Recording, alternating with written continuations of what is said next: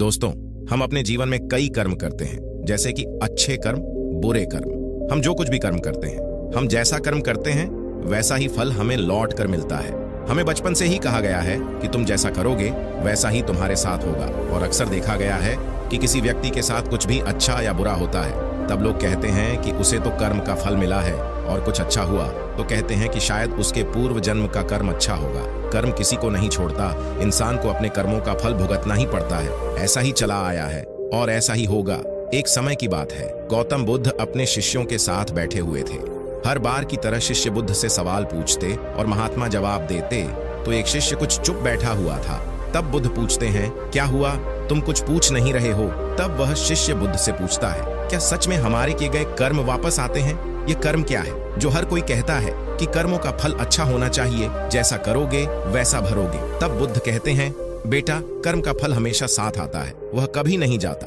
और कर्म क्या है, इसके ऊपर मैं तुम्हें एक कहानी सुनाऊंगा जिससे तुम्हें सब कुछ कर्मों के बारे में झांत होगा। एक समय की बात है, एक छोटे से गांव में दो मित्र रहते थे। दोनों काफी अच्छे दोस्त थे, बचपन से ही दोनों साथ रहते थे। दोनों आपस में काफी जुड़े थे और हमेशा सपने देखते कि दोनों साथ में मिलकर एक व्यापार खोलना चाहते थे। और समय के साथ जैसे जैसे वह बड़े हो रहे थे, उनकी चिंता बढ़ रही थी। फिर उन्होंने निर्णय लिया कि साथ मिलकर एक छोटा व्यापार शुरू करें।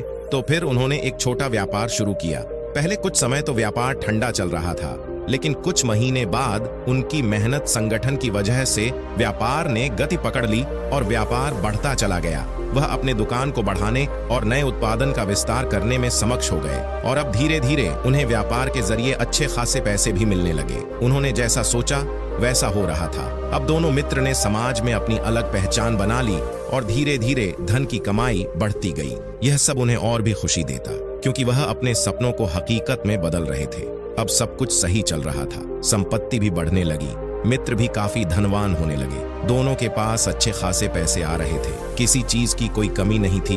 अब वह व्यापार को और बढ़ाते हैं। गांव से शहर की ओर जाते हैं। शहर में जाकर एक बड़ा आलीशान होटल खोल लेते हैं। अब होटल भी जोर से चलने लगा, सारे शहर के लोग वहीं आते थे। सब कुछ सही चल रहा था। कुछ साल बाद दोनों मित्रों के पास काफी पैसे जमा हो गए। कमाई के दो हिस्से होने लगे। अब वह काफी खुश रहते थे, लेकिन दूसरी तरफ एक मित्र के मन में लालच आता है। वो सोचता है कि अगर व्यापार में ही अकेला संभाल लूं तो कमाई का हिस्सा यह मेरा ही हो जाएगा, मुझे किसी को देने की जरूरत नहीं होगी, व्यापार मेरा हो जाएगा। और दूसरी तरफ दूसरा मित्र सोचता कि अब पैसे दोस्त के घर भी भेजने होंगे और वह उसके कार्य में जुड़ जाता है। अपने दोस्त के घर पैसे भेज देता है और अब दोनों के पास भी धन की कोई कमी नहीं थी। कुछ समय बाद लालची मित्र का मन बदल जाता है, वो अपने मित्र को मारने की सोचता है। ऐसा ही चलते रहता है। अगले 1-2 साल तक लालची मित्र के अंदर अपने मित्र के प्रति काफी गलत विचार सोचता। वह तरह तरह के विचार करता कि मित्र को कैसे मारूं। फिर एक दिन दोनों समुद्र के किनारे साथ बैठकर काफी बातचीत कर रहे थे।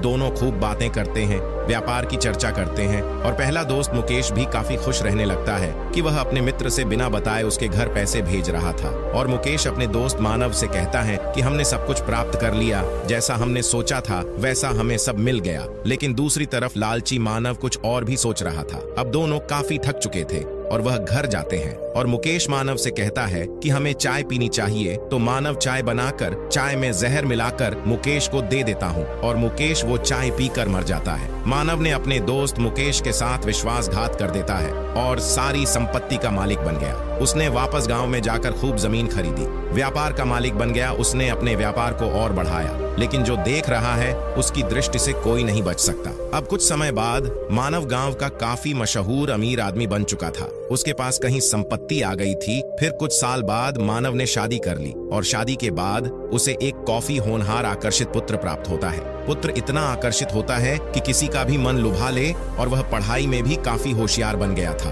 अब मानव सोचता है कि मेरे पुत्र को मुझे बाहर देश पढ़ाई के लिए भेजना चाहिए, लेकिन इस समय मानव के बुरे कर्म उसको नहीं छोड़ते हैं। उसके बुरे कर्म वापस आ जाते हैं और मानव का पुत्र पढ़ाई के लिए चला जाता है। विदेश जाने के कुछ समय बाद ही पुत्र काफी बीमार रहने लगता है। मानव इलाज के लिए लाखों रुपए यहाँ से भेजता, लेकिन फिर भी कुछ नहीं हो रहा था। धीरे धीरे सारी कमाई भेज दी पुत्र के इलाज में और पुत्र के इलाज में उसका काफी धन खत्म हो गया था। संपत्ति भी खत्म होने के कगार पर थी। धीरे धीरे जमीन जायदाद भी भेज दे, फिर भी पुत्र की हालत में कुछ सुधार नहीं आ रहा था।